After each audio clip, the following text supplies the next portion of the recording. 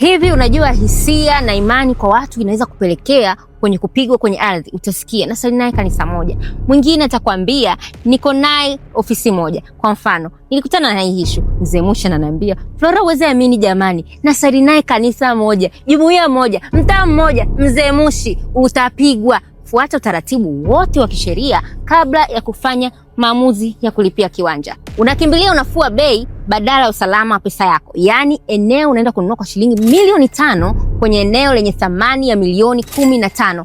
Hili limaliza wengi sana wakidhani ni miujiza. Hakuna muujiza kwenye ardhi. Hakikisha thamani ya eneo inaendana na thamani ya bei ulionunulia.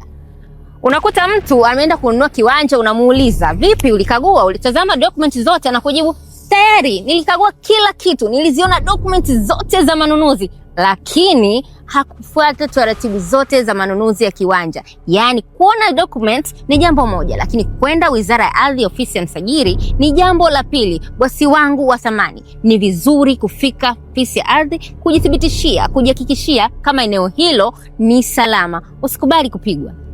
Uharaka wa kukimbilia kufanya malipo kwa kuogopa kwamba eneo utalikosa au tayari watu wengine wanataka kulipia, hivyo unakimbilia haraka isiyo na baraka. Bosi wangu, hiyo pia imewaingiza watu wengi kwenye tatizo au watu wengi kwenye migogoro ya ardhi. Leo naishia hapa. Karibu ofisini kwetu Mbezi Beach, jengo la Shamo Tower, ghorofa ya kwanza, au unaweza kutupigia simu kwa 0749060677. Sisi ndio Flora Viwanja, tunakuambia epuka migogoro ya ardhi, wekeza kwa usalama.